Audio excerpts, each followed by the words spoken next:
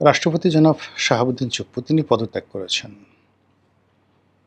বিধি মোতাবেক পদত্যাগপত্র জমা দিয়ে তিনি বঙ্গভবন ছেড়ে দিয়েছেন বা দিবেন। আজকের এই ভিডিওটা আমি করছি সন্ধ্যার পর শুক্রবারে। যতটুকু আমি খবরে দেখেছি সেটি হলো গুলশানের একটি বাসাতে তিনি থাকবেন এবং এই সময়টিতে রাষ্ট্রীয় প্রোটোকল অনুযায়ী তার যে অবসরকালীন ভাতা এবং তার যে ব্যক্তিগত স্টাফ পিএস, এপিএস এগুলো তিনি পাবেন। সরকারি সেবা পরিষেবা পাবেন একটা নির্দিষ্ট সময় পর্যন্ত। এটি হলো কথায় কথা।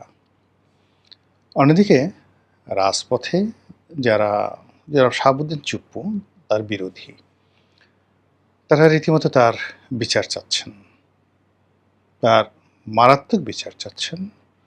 আর এই মুহূর্তে আসলে তার পক্ষে কারা এবং কী কারণে সেটা আমরা এখন পর্যন্ত বুঝতে পারছি না। দেশের বাইরে থেকে যারা ইউটিউবিং করেন বা কন্টেন্ট ক্রিয়েট করেন তারা লিডারশিপ ফ্রি স্টাইলে অনেক কথা বলতে পারেন। তাদের তথ্য বা উপত্যের কোনো ঘাটতি দরকার হয় না। কিন্তু আমরা বাংলাদেশে যারা আছি তারা যে কোনো কথা বলার আগে এখানে আমাদেরকে ১০ বার চিন্তা করতে হচ্ছে যে সমসাময়িক পরিবেশ পরিস্থিতির প্রেক্ষাপটে এই কথাগুলো যদি চ্যালেঞ্জের মুখোমুখি পড়ে, তাহলে সেক্ষেত্রে আমি কতটা নিজেকে ডিফেন্ড করতে পারবো। ২ নম্বর হলো যে আমরা যারা বাংলাদেশে আছি, অর্থাৎ ইউটিউবে বা এই সোশ্যাল মিডিয়াতে বছরখানেক বড়জোর সেইখানে আপনি অপতথ্য দিয়ে, ভুল তথ্য দিয়ে মানুষজনকে মাতোয়ারা করতে পারবেন। এমনকি ওয়াজ নসিহত করেও আপনি নট মোর দ্যান 1 ইয়ার। আমাদের দেশে দেখবেন যে সমস্ত লোকজন এই ইউটিউবে, ফেসবুকে খুব দ্রুত জনপ্রিয়তা অর্জন করেছেন। তারা ১ বছর, ১.৫ বছর, ২ বছরের মাথায় কেউ নেই, নো ওয়ান। কারো নাম বলে আমি ছোট করব না। কিন্তু আপনি চিন্তা করেন যে আমি যখন এটা শুরু করি, এই ফেসবুকিংটা শুরু করি বা ইউটিউবিংটা শুরু করি, এটা বহু আগে। তখন খুব ওয়াজ চলতো এবং তখন রোজ টেলিভিশন নামে একটা টেলিভিশন, মানে আইপি টেলিভিশন, যারা আজহারির বক্তব্য বা অন্যান্য ইসলামী ওয়াজগুলো তারা সেখানে আপলোড দিত। তো একজনের কাছে আমি শুনলাম যে এই টেলিভিশনের এই চ্যানেলটি সেখানে প্রতি মাসে ৫০ লাখ টাকা ইনকাম করে। আপনি এখন দেখুন তো রোজ টেলিভিশন বা রোজ টিভি এরকম কোনো আছে কিনা?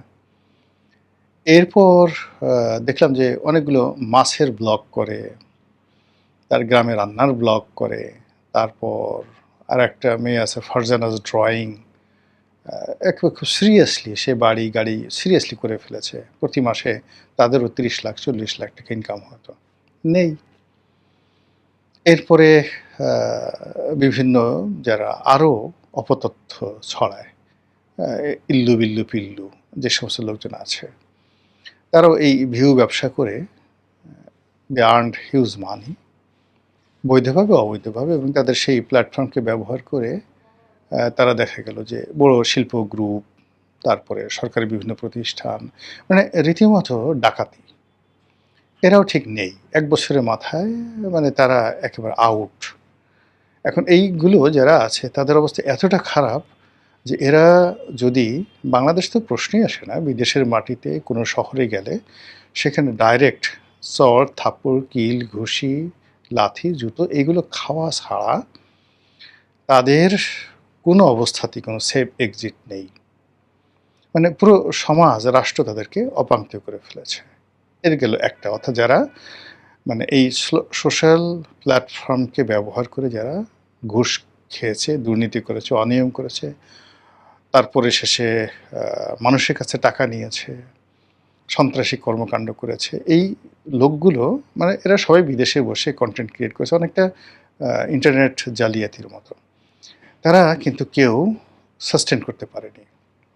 এবং এখন অনেকে মানে আপনি রিসেন্টলি দেখেছেন একজন কন্টেন্ট ক্রিয়েটার, তিনি ভীষণভাবে ইটালিতে লাঞ্ছিত হয়েছেন। এটা অনেকের মনে ভয় ধরিয়ে দিয়েছে, বিদেশের মাটিতে যারা থাকেন। অন্যদিকে যারা দেখেন যে খুব সস্তা জনপ্রিয়তা, খুব অল্প ১ বছর ১.৫ বছরের মধ্যে মানুষকে উত্তেজিত করেছে, গালাগালি করে উল্টে উল্টে কথাবার্তা বলে, তারাও এখন একেবারে ইউটিউবও দেখা গেল যে আমার একটা কন্টেন্ট, আমি যদি ১ লাখ লোক আমার কন্টেন্ট দেখে, আমি ১.৫ লাখ, মানে ১ লাখ লোক আমার যদি কন্টেন্ট দেখে, আমি ধরুন পাই $150 ১ লাখ ভিউতে। হয়রাজ দেখা গেল যে এইরকম লোক তারা যদি 1,00,000 ভিউ হয় তাহলে হয়তো $10 $15 তারা পায়। অর্থাৎ ইউটিউবের যে গ্রেডিংয়ে সেই গ্রেডিংয়ে কিন্তু তারা অনেক অনেক বা যাকে বলা হয় লো প্রোফাইলে আছে। আর অন্যদিকে দর্শকরা তো ধীরে ধীরে কমে যাচ্ছে। তো এই কারণে হয় কি যে বাংলাদেশে বসে আমাদেরকে যে কোনো একটা কথা বলার আগে ১০ বার চিন্তা করতে হচ্ছে যে আমরা এই দেশে আছি, এই দেশে থাকবো এবং প্রতিটা মুহূর্তে আমাদের সঙ্গে রাস্তায় হাজার হাজার মানুষের দেখা হচ্ছে এবং তারা রেসপন্ড করছে প্রতিটা মুহূর্তে, ভাই আপনি এটা বললেন কেন, বা এটা ঠিক হয়নি, বা আপনার এই কথাটা ঠিক হয়েছে। তো সেই দিক থেকে আসলে এই যে রাষ্ট্রপতির যে সেফ এক্সিট বা রাষ্ট্রপতির পদত্যাগ, এই বিষয়গুলো নিয়ে আমি বা আমার মতো যারা আছেন তার ইচ্ছেগুলি আমরা বলতে পারি না, কোনো অবস্থা আমরা বলতে পারি না যেভাবে বিদেশে বসে বা বাংলাদেশে বসে অনেকে দায়িত্বহীন কথাবার্তা বলেন। আমরা যে কথাগুলো বলতে পারি বা আমি নিজে ব্যক্তিগতভাবে বলি সেটা হলো এটা হতে পারে বা নাও হতে পারে। এখন জনাব শাহাবুদ্দিন চুপ্পু তিনি পদত্যাগ করেছেন। এর আগে আব্দুল হামিদ সাহেবও পদত্যাগ করেছেন বা তার মানে আওয়ামী লীগের রাষ্ট্রপতি রূপে তার অবসর স্বাভাবিক গতিতেই তার অবসর হয়েছে। এখন সেই অবসরের পর তার যে রাজনৈতিক সমস্যা এটা সীমিত। তার নির্বাচনী এলাকাতে তার সমস্যা, তার প্রতিদ্বন্দ্বিতার সমস্যা। কিন্তু চুপ্পু সাহেবের বিষয়টা একেবারে ইন্টারন্যাশনাল। মানে বাংলাদেশের ক্ষেত্রে ইন্টারন্যাশনাল, আবার চুপ্পু সাহেবের ক্ষেত্রে ইন্টারন্যাশনাল। যেমন ধরুন তার সঙ্গে আওয়ামী লীগের একটা সম্পর্ক এবং তিনি যখন গদিতে বসে আছেন ঠিক সেই সময়টাতে শেখ হাসিনা পলায়ন করলেন। এজন্য তার যে প্রথম ট্যাগ তিনি শেখ হাসিনার দোসর। ২ নম্বর হলো আওয়ামী লীগের কোনো লোক কিন্তু তাকে ওন করছে না। এর কারণ হলো যে প্রক্রিয়াতে, যে অবস্থাতে তাকে রাষ্ট্রপতি পদে মনোনয়ন দেওয়া হয়েছিল, নিয়োগ দেওয়া হয়েছিল, এক্ষেত্রে শুধুমাত্র শেখ হাসিনা বলতে পারবেন তিনি কেন তাকে দিয়েছিলেন, কী কারণে দিয়েছিলেন। বাকি আওয়ামী লীগের সব শীর্ষ নেতৃবৃন্দ মানে তিনিই ছিলেন, জনাব চুপ্পু ছিলেন তাদের চক্ষুশূল। ফলে এই যে তার যে বিপদের সময় এখন সিঙ্গেল একজন আওয়ামী লীগ লোককে পাবেন না তার পাশে দাঁড়াতে, দেশে এবং দেশের বাইরে। এটা হলো তার একটা প্রথম প্রবলেম যে তার কোনো ওনারশিপ নেই। দ্বিতীয়ত হলো যে এই গত ২ বছরে he tried his level best to comply with everybody. তিনি কিন্তু ডক্টর মোহাম্মদ ইউনূসের সাথে কমপ্লাই করার চেষ্টা করেছেন। তিনি সেনাপ্রধান জেনারেল ওয়াকারুজ্জামানের সাথে কমপ্লাই করেছেন। তারেক রহমান সাহেবের সঙ্গে তিনি কমপ্লাই করার চেষ্টা করেছেন। কিন্তু কেউ তাকে ওন করেনি।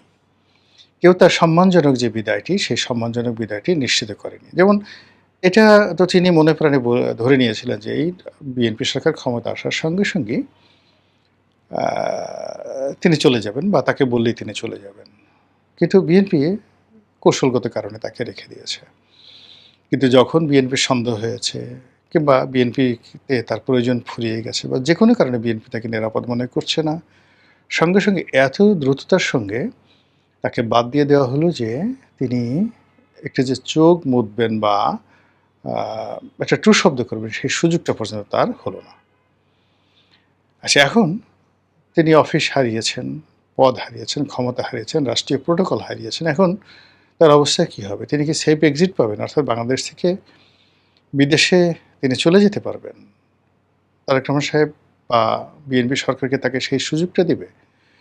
নাকি বাংলাদেশে একজন রাষ্ট্রপতি যেভাবে হোসেন মোহাম্মদ এরশাদকে বিএনপি বিচার করেছিল। বিএনপি কিন্তু মানে একটা দারুণ মানে ইতিহাস আছে। মানে বিএনপি সবসময় এটাতে রাষ্ট্রপতিদেরকে বিচার করার নিদারুণ তার ইতিহাস আছে। যেমন জিয়াউর রহমান সাহেব ক্ষমতা আসার সঙ্গে সঙ্গে তিনি খন্দকার মোশতাককে তিনি বিচার করেছিলেন। তারপরে বেগম জিয়া ক্ষমতা আসার পরে এরশাদ সাহেবকে বিচার করেছিলেন। তো এই যে দুজন রাষ্ট্রপতি এবং তাদের এরপরে তাদের নিজস্ব রাষ্ট্রপতি বি চৌধুরীর জীবনকে তারা একেবারে হারামে খারাম করে দিয়েছিলেন। তো এই যে তাদের নিজেদের যারা লোকজন রয়েছেন, তারপরে ইয়াজউদ্দিন সাহেবের জমানাতে যখন 1/11 হয়ে গেল তারা ইয়াজউদ্দিন সাহেবকেও আর কখনো ওন করেননি। তো তো সেই দিক থেকে এরশাদ সাহেবের বিচার করা, খন্দকার মোশতাককে বিচার করা, বি চৌধুরীকে বিচার করা, এই জিনিসগুলো অর্থাৎ সরাসরি তারা ছোটখাটো কোনো রুই কাতলা ধরেননি। একেবারে ডাইরেক্ট নীল তিমি অর্থাৎ বাংলাদেশের প্রেক্ষাপটে রাষ্ট্রপতিদেরকে জেলে নেওয়া, জেলের মধ্যে সেখানে পায়খানা পেশাব যেন ঠিকমতো করতে না পারে এজন্য সেখানে সিসি ক্যামেরা বসিয়ে দেওয়া। এরপরে রাষ্ট্রপতি তার ৭০-৮০ বছর বয়সে সে যেন রেল লাইন দিয়ে জোরে, জোরে দৌড়াতে পারে। তারপরে শেষে রাষ্ট্রপতি বাসায় বসে আছে, তার ঘরের মধ্যে আগুন ধরিয়ে দেওয়া যেতে পারে। তারপরে কার্পেটে আগুন ধরিয়ে দেয়া গেল এবং হাফ প্যান্ট পরে রাষ্ট্রপতি সে সাংবাদিকদেরকে ডাকছে। এই বিশুদ্ধ এই ঘটনাগুলো আমরা বারিধারা বাসায় দেখেছি এই ঘটনাগুলো। তো সেক্ষেত্রে জনাব চুপ্পু সাহেবের বিরুদ্ধে যদি বিএনপি অ্যাকশন নেয়, তাকে যদি অ্যারেস্ট করে, তাকে যদি বিচার করে, এটা আশ্চর্য হওয়ার কিছু নাই। এর কারণ হলো এই কাজগুলো তারা ইতিপূর্বে করেছেন। তো সেদিক থেকে চুপ্পু সাহেবের বিরুদ্ধে তার তো শত্রুর অভাব নাই। তার প্রথম শত্রু হলো জামাত এবং এনসিপি, এবং এটার অর্থনৈতিক কারণ আছে, সামাজিক কারণ আছে। প্রথম কারণটা হলো যে জামাতের সাথে এস আলমের একটা দাকুমার সম্পর্ক, আর তিনি এস আলমের অত্যন্ত ঘনিষ্ঠজন ব্যক্তি ছিলেন, এটা সবাই বলা বলি করেন। আর এস আলম এখানে মানে বিএনপি সরকারের অনেকের উপর প্রভাব বিস্তার করে। এটা জামাতের মানে একেবারে চক্ষুশূল। জনাব চুপ্পু ইসলামী ব্যাংকের দায়িত্ব পালন করেছেন, কাজে ওই সময়টাতে তার ভুলভ্রান্তি হতে পারে, তার কোনো কাজে ত্রুটি থাকতে পারে। এই জন্য জামাত সবসময়ই এই ইসলামী ব্যাংক এবং এস আলম রিলেশনের কারণে জনাব চুপ্পুকে রীতিমতো দৌড়ের উপর রাখবে। আর এই যে তাকে ওন করা বা তাকে প্রোটেক্ট করতে গিয়ে যে ঝামেলাটা বিএনপির হবে, সেই ঝামেলা নেওয়ার মতো অবস্থা এখন বিএনপির নাই। ফলে তাকে যদি আইনের হাতে তুলে দেওয়া হয়, বিচারের হাতে তুলে দেওয়া হয়, এবং তার বিনিময়ে যদি আপাত দৃষ্টিতে জামাতের বা এনসিপির যে মুখ এগুলো বন্ধ করা যায়, তাহলে বিএনপি যে কাজ করবে না সে কথা কিন্তু বলা যাচ্ছে না।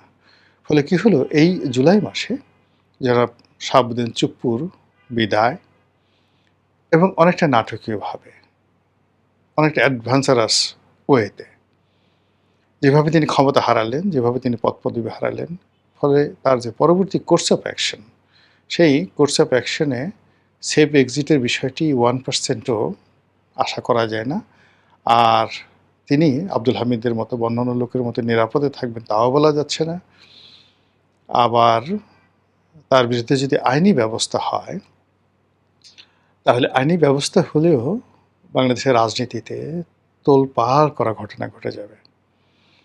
এর কারণ হলো তিনি যেই মুহূর্তে আইনের জিম্মায় চলে যাবেন, he will be well protected, এবং সেখানে বসে তার যে কোর্টেই বিচার হোক না কেন, তিনি যে ইস্যুগুলো তৈরি করেছেন গত 2 বছরে, তার কাছে যে ডকুমেন্টগুলো আছে, এবং এখানে যে সাংবিধানিক শূন্যতা থেকে শুরু করে শেখ হাসিনার পদত্যাগপত্র, ইউনূস সাহেবের যাকে বলা হয় ক্ষমতা গ্রহণ, তারপরে তারেক রহমান সাহেবের দেশে আসা, ইলেকশন হওয়া, এই সময়টিতে সেনাপ্রধানের সাথে তার সম্পর্ক, ক্যান্টনমেন্টের সাথে তার সম্পর্ক, 3 বাহিনীর সাথে তার সম্পর্ক, সব মিলিয়ে মানে নানা রকম যাকে বলা হয় অশনি সংকেতের যে তালাচাবি, সেই তালাচাবি এই জনাব শাহাবুদ্দিন চুপ্পু সাহেবের কাছে আছে।